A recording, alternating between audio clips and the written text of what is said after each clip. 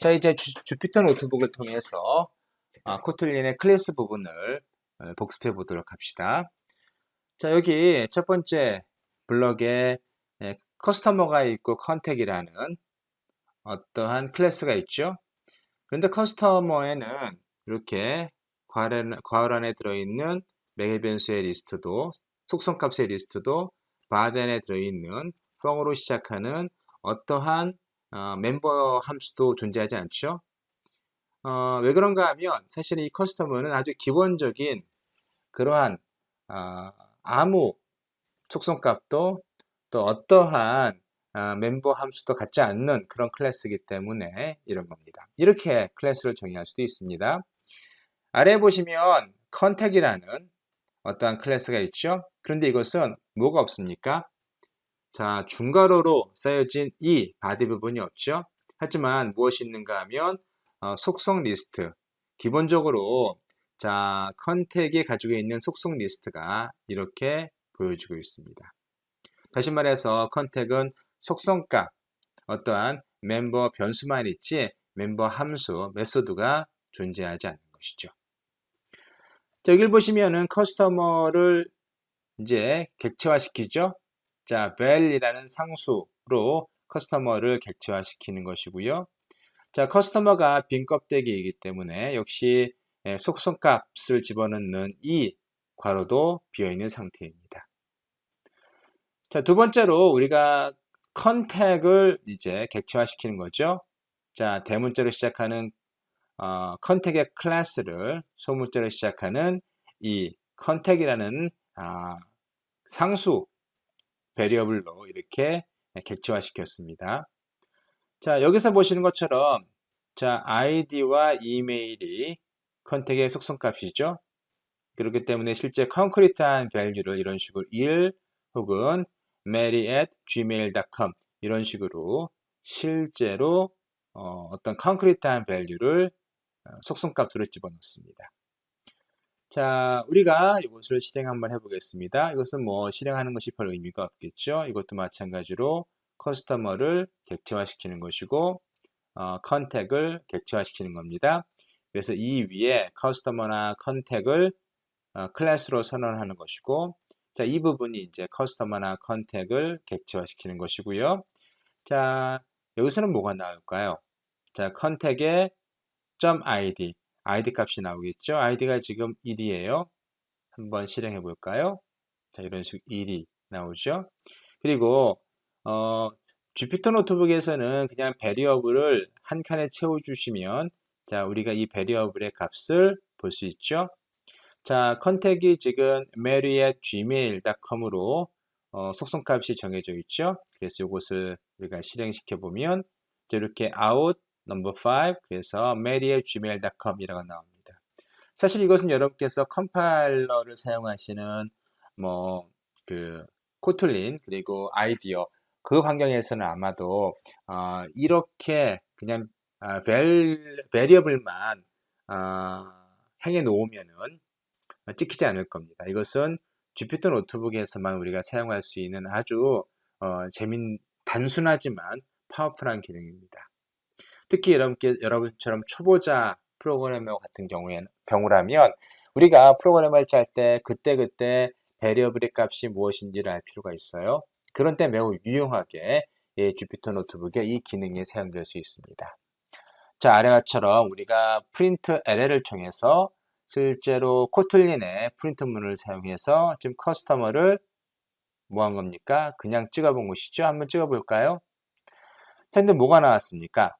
자, 커스터머를 찍었는데 커스터머의 속성 값도 없고 또 멤버 함수도 없기 때문에 이것은 사실은 커스터머의 주소, 그러니까 이 시스템 내에서 커스터머를 객체화 시켰을 텐데 그 객체의 실제 아이디 값이라고 생각하시면 됩니다. 이것은 시스템마다 다르고요. 또 어떤 시스템에서 여러분께서 이런 코드를 돌리느냐에 따라서 이 부분이 다르게 나올 겁니다. 어쨌든 현재 이 프로그램이 돌아갈 때 자, 커스터머라는 객체가 이런 아이디 값을 갖는다는 것입니다. 자, 이제 실제 클래스, 좀 더 복잡한 클래스를 살펴보도록 하시겠습니다. 자, 이것은 단순한, 자, 여기부터 진행하도록 하죠. 지금 아래에는 상속이 가능한 클래스를 제가 만들어 놓은 것이고요. 자, 이것도 어떠한 클래스를 상속한 그러한 클래스를 가리키는 것이고요. 그래서 자, 실험을 위해서 잠시 이 부분들은 자, 코멘트 아웃 시켜 놓겠습니다. 자, 이 부분이 실제로 우리가 다뤄볼 아주 기본 클래스를 보여주고 있습니다. 자, 보시면 자, 클래스를 어떻게 정의하죠? 자, 클래스라는 키워드를 사용하고 클래스의 이름을 적어주고 자, 속성값 리스트를 변수의 리스트를 쭉 적어줍니다. 자, 그런데 여기 보시면 저 스타일이라고 있죠? 이것도 사실은 앞에 컬러나 스피드와 같은 그러한 카가 가지고 있는 속성값입니다. 그리고 보시면 이닛이 이 카라는 클래스가 객체화될 때, 실행이 될 때, 자, 스타일이라는 그 속성값에 세단을 무조건 집어넣는 것이죠. 자, 가만히 보시면 어떻습니까? 만약에 우리가 이 클래스를 생성하면 자, 이런 식으로 생성할 수 있겠죠? 자, 카와 블랙, 제로, SUV 라고 되어 있는데요. 자, 보시면 어떻습니까? 여기 지금 SUV가 따로 적혔네요. 이 예제를 봅시다. 이 예제. 이 예제부터 볼까요? 이 예제를 보시면 자, 이렇게 하겠습니다. 나머지 부분들은 우리가 새로운 자, 이렇게 지우고요. 자, 요거부터 우리가 실행해 보도록 하겠습니다. 자, 여기 보시면은 카라는 클래스를 카1으로 뭐합니까? 객체화 시키는 것이죠. 객체화 시킬 때, 자, 인스턴시에이트 할 때, 자, 블랙과 지로를 스트링과, 자, 저기 컬러와 스피드 값으로 세팅하는 것이죠. 그러면 카1의 컬러는 블랙, 그리고 스피드는 제로로 초기화 될 겁니다. 그리고 이때의 스타일은 뭐가 될까요? 자, 앞서 설명드렸던 것처럼 클래스가 객체화 될 때 이 init이라는 부분이 맨 처음 실행된다고 말씀드렸습니다. 따라서 이 부분을 우리가 자, 일단 컬러부터 실행해 보면 자, 블랙이 제대로 떴죠? 이 부분을 우리가 스피드로 바꿔볼까요? 그러면 역시 자, 아까 우리가 세팅해 놓은 0값이 나오죠? 이 부분을 스타일로 해볼까요? 스타일로 하면 자, 어떻습니까? 세단이라고 찍히죠? 왜냐하면 이 카라는 클래스가 생성이 되어서 객체화될 때 이 스타일이 세단으로 초기화하는 이 init이라는 코드가 실행되기 때문에 그런 것이죠. 자, 앞서 우리가 강의 시간에 constructor라는 걸 설명드렸습니다. 소위 말해서 2차 생성자 혹은 secondary 생성자, secondary constructor라고 부르는 부분이죠. 자, 보세요. 우리가 카라는 그 클래스를 생성해서 객체를 만들 때 스트링과 init만 있어도 이 카는 충분히 만들어지죠. 근데 우리가 어떤 경우에는 실제로 스타일도 바꾸고 싶어요. 기본 값은 디폴트로 세단으로 두고 자, 스타일만을 우리가 다른 값으로 집어넣고 싶습니다. 그런 경우에는 실제로 우리가 그 매개 변수를 3개를 만들어야겠죠. 그래서 어떻게 하는가 하면 이렇게 2차 생성자를 두는 겁니다. 그리고 2차 생성자는 기본 생성자, 여기 this는 뭘 가리키는가 하면 이 칼을 가리키는 것이고요. 기본 생성자를 그대로 확장해서 스타일로 확장하는 겁니다. 그래서 이렇게 자, 컬러는 자, this 컬러. 자, 이 클래스를 이 클래스에 생성된 객체의 컬러, 스피드, 스타일로 하나하나 이렇게 기본 세팅을 하는 겁니다. 그래서 파라미터가 컬러하고 스피드만 들어오면 요 위에 생성자, 요만큼을 실행하겠죠. 그런데 컬러와 스피드와 그리고 스타일이 들어오는 이 세 개의 그 인자 리스트, 그러니까 파라미터 리스트를 갖는 생성자라면 이 부분이 실행되겠죠. 이 부분 대신 이 부분이 실행될 겁니다. 사실 이 부분 대신 실행되는 것은 아니고요. 사실 이 부분을 일단 실행한 다음에 2차 생성자가 그 다음에 실행되는 겁니다.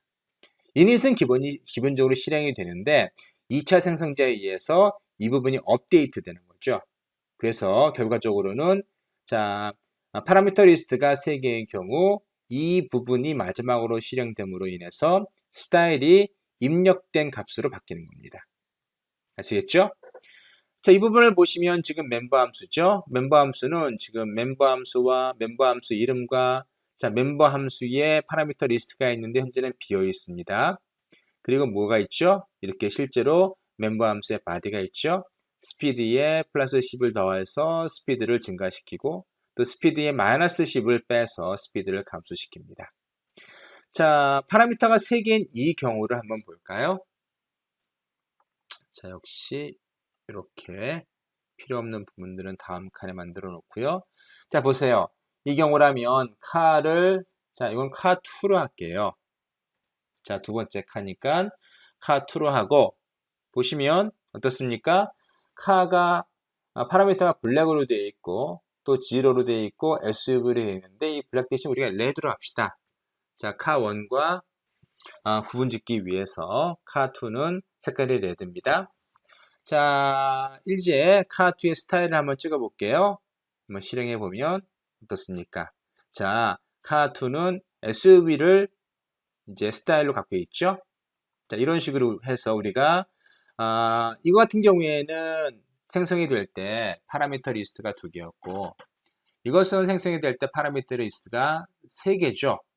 예, 3개를 이런 식으로 깔끔하게 정량을 보실 수 있습니다. 자, 나머지 부분도 여러분께서 좀 쉽게 이해하실 수 있을 것 같아요. 카1의 컬러를 레드로 업데이트한 것이고요. 카1의 스피드업과 혹은 이건 스피드 다운 이게 이걸 한번 이렇게 바꿔볼까요?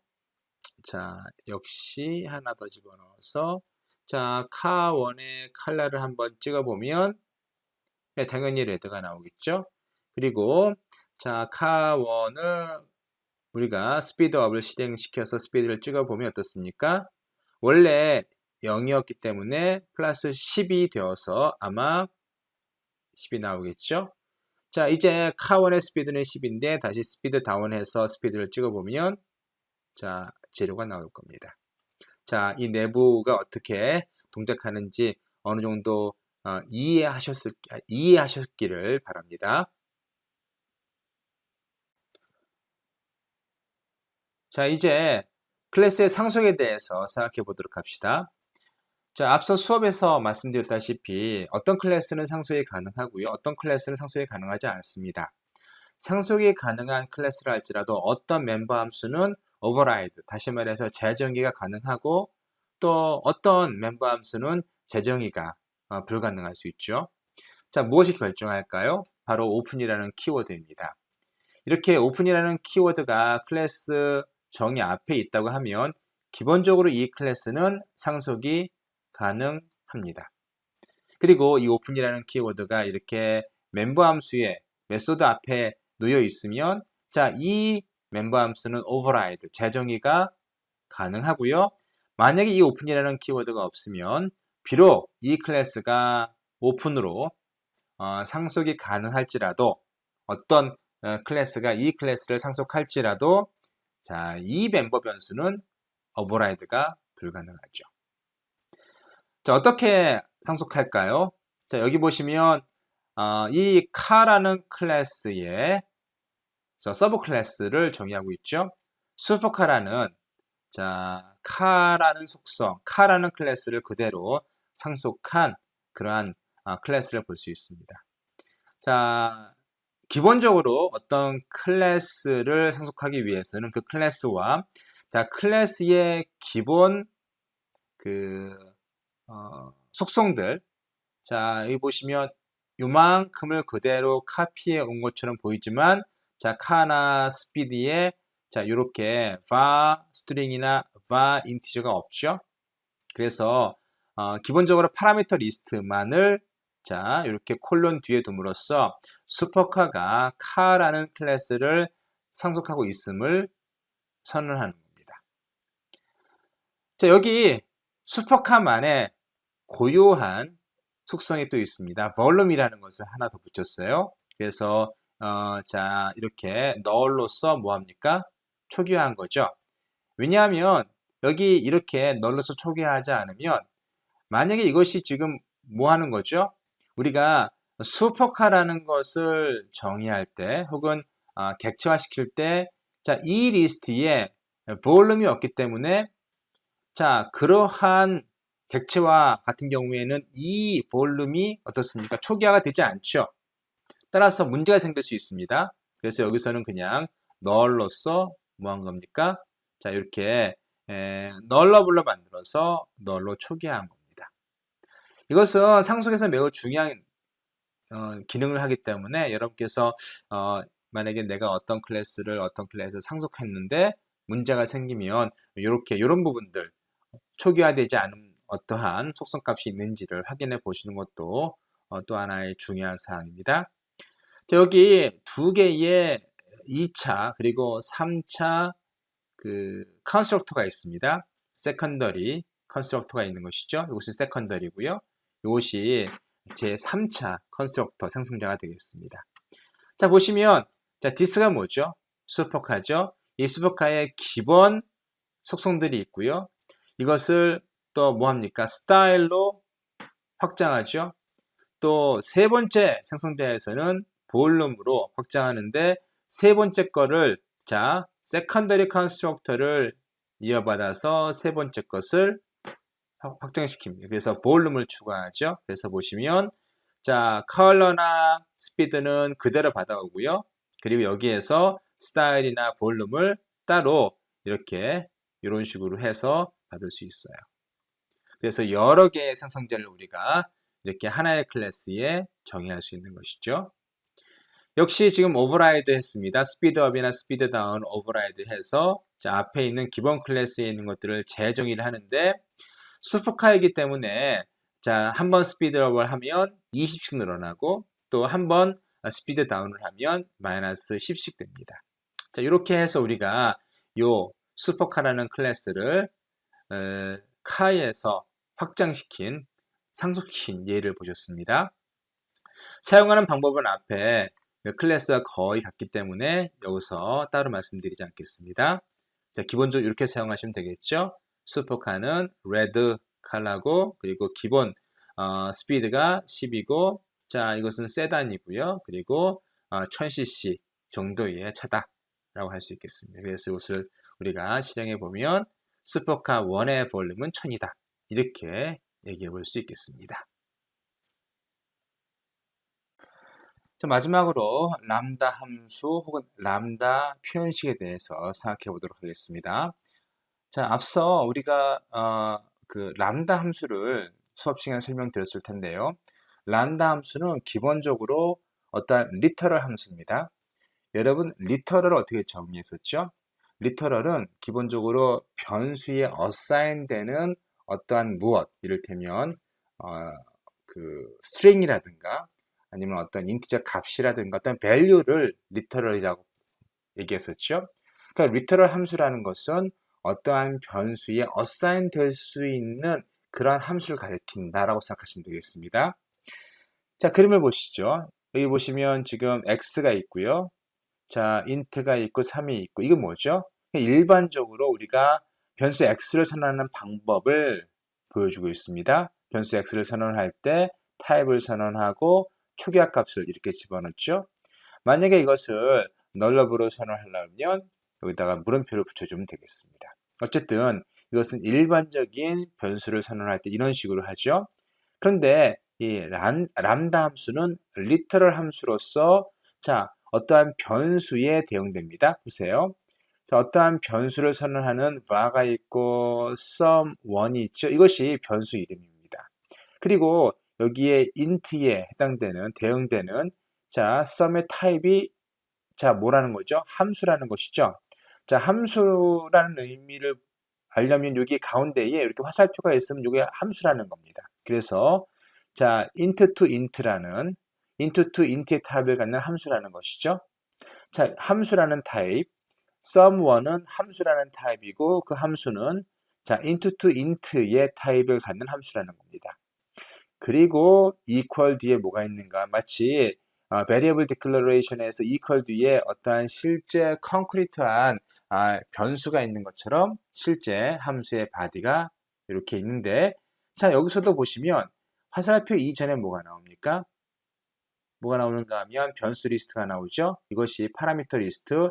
자, 여기에 대응되는 파라미터 리스트, 변수 리스트입니다. 그리고 실제 함수의 body가 이렇게 나오고요. 자, 아주 단순하게 우리가 함수를 변수처럼 사용할 수 있게 만들어 놓은 것이죠. 그래서 여러분께서 이것을 실행시켜 보면 역시 3 더하기 5를 실행시킬 수 있고, 자, 또 다른 형태의 람다는 보시면 이게 이 부분이 생략되었고 여기 안에 자, 입력 변수의 입력 인수, 그러니까 파라미터 리스트의 타입을 이렇게 적습니다.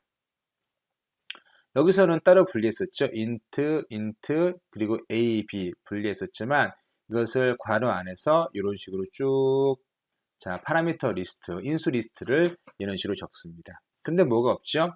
리턴 타입이 없죠.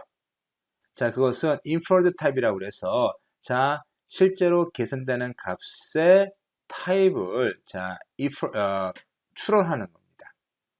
자, 그렇죠? 그게 바로 람다 함수 혹은 람다 expression. 왜 expression이라고 하시는지 아시겠죠?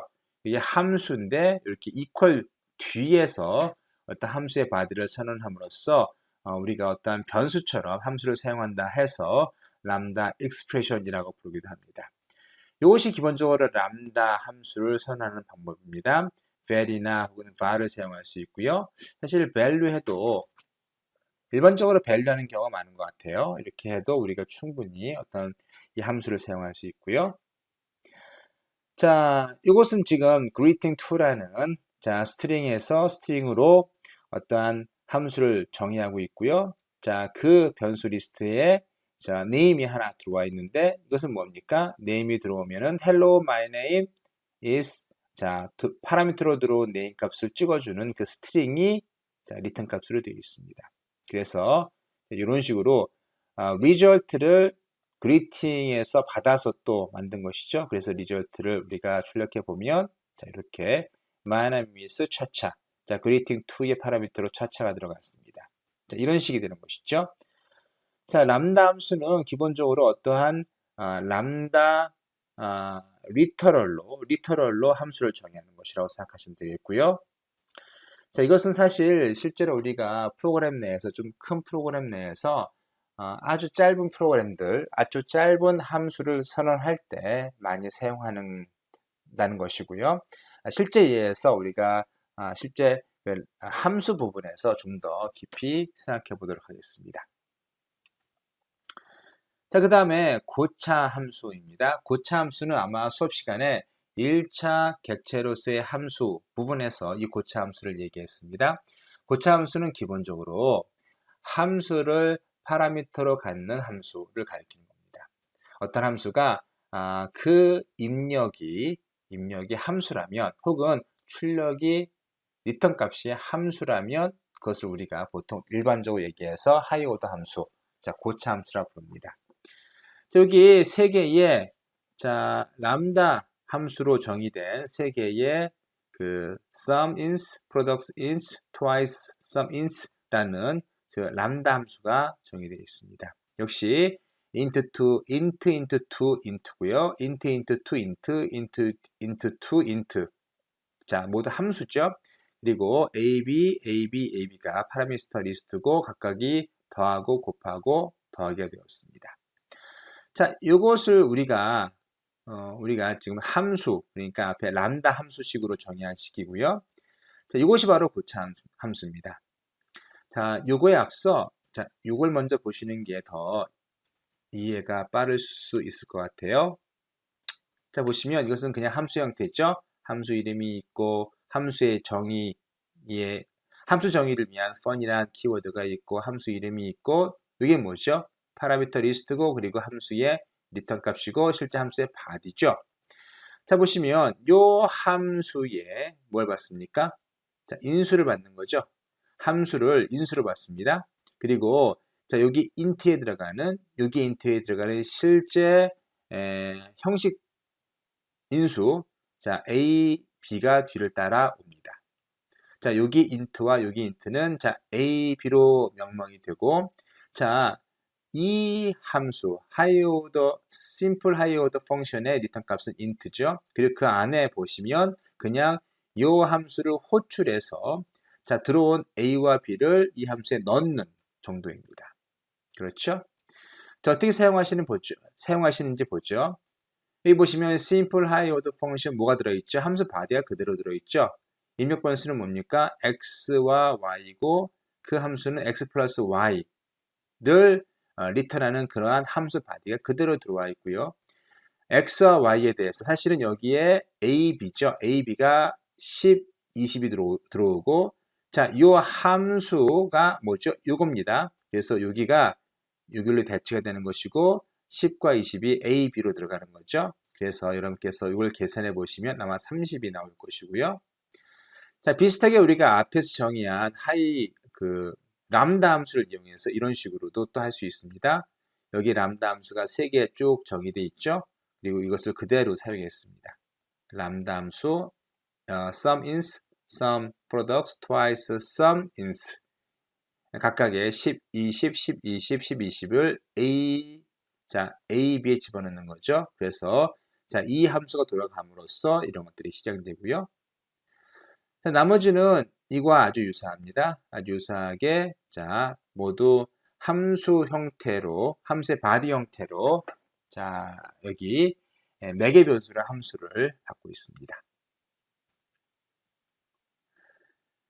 자, 요거 대신 이렇게 하셔도 사실은 틀리지 않습니다. 이렇게 하셔도 여기 보시면 요거 자체가 뭘로 되어 있습니까? 요 자체가 지금 람다 함수형으로 되어 있는 거죠. 람다 함수는 아니네요. 일반 함수 형태로 이렇게 그 표현식의 함수 형태로 되어 있습니다. 그래서 함수 body가 직접 나오면서 equal 뒤엔 함수 body가 나오는 거죠. 이것이 리턴 값이고 아주 짧게 우리가 어떤 함수 body를 정의할 필요가 있을 때 이런 식으로 할 수가 있습니다. 실행시켜보면 모두 제대로 된 값을 보실 수 있고요.